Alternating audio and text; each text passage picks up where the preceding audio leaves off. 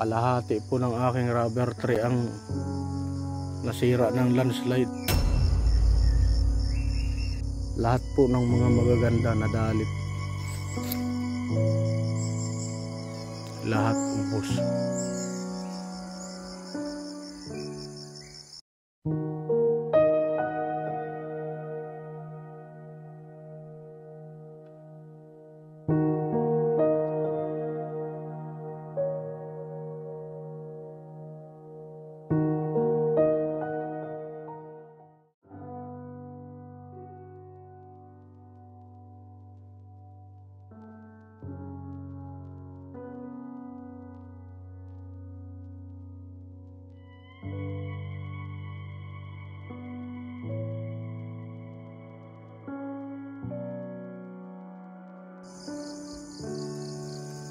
Ngayon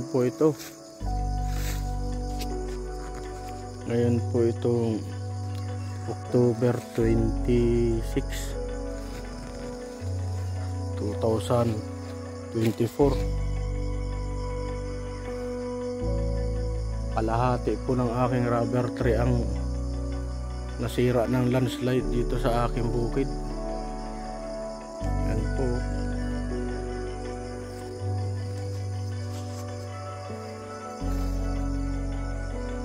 Lahat po ng mga magaganda nadalip.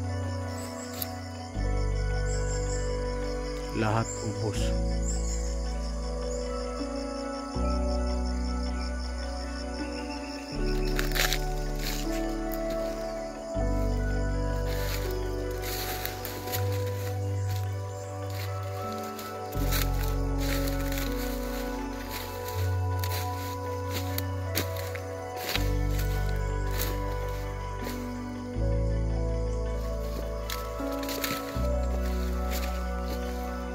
Kailan lang po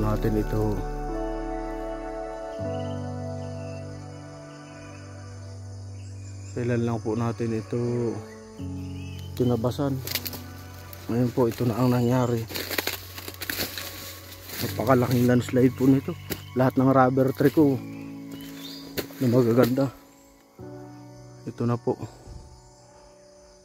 nalubog pa ako.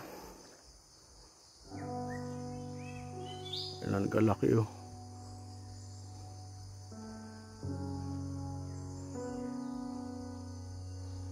Sus Mariusip, ubos talaga po. Ubos.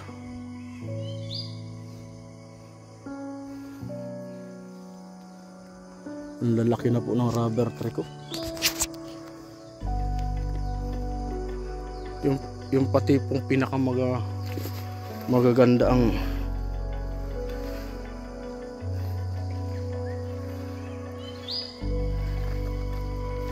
ay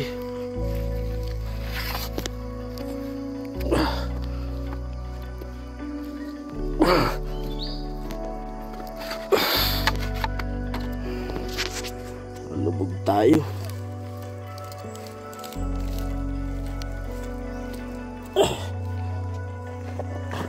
Ay, susunod. Wala natin nakalain na ganito mangyayari sa ating mga tanim.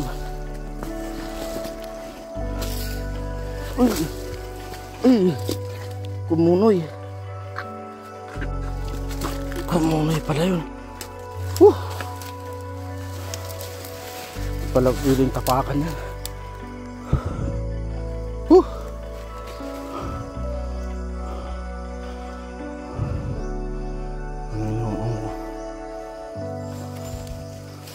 Grabing pag-ulan.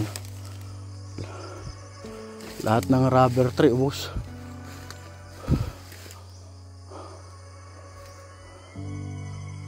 Inianod po yung kawayan na yan. Sa taas po galing yan.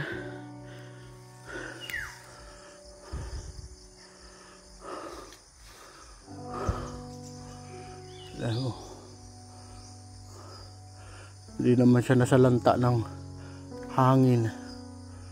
Pero lahat po ng mga maganda nating rubber tree ubos.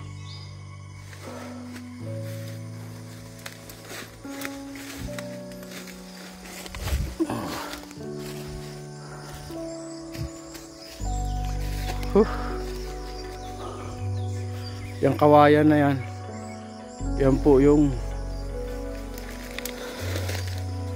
nandun sa ibabaw na yun ng pinaguhuan, nadala siya rito.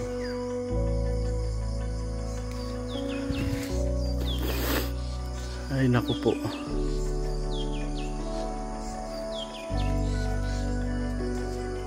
sayang naman ang aking mga tanim.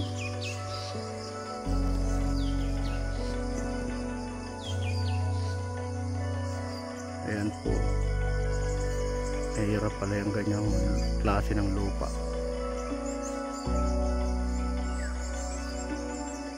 Sobrang pag-ulan.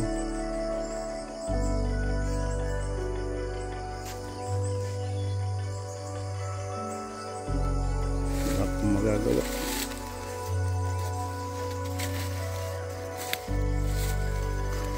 Kalikasan po yan. Wala tayong magagawa dyan. Ito na lang po ang natira. Yan na lang natira. Mga panabi. O doon, talagang inubos po yung gitna.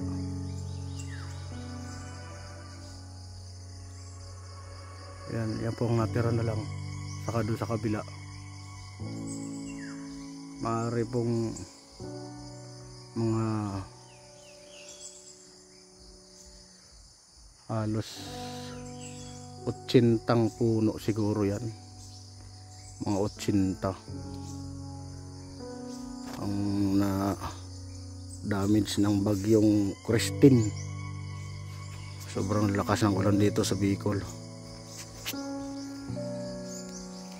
Yan po yung kawayan na yan, yan po ang nasa pinakaibabaw. Dito na po napunta sa baba, galing doon.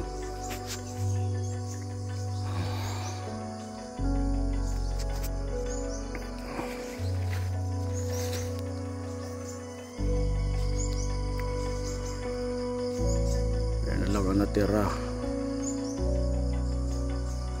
mga sa gilid na yan, may tendency pang mamatayan, ay ma-wash out yan. Lahat ng magaganda na nasa gitna ubos.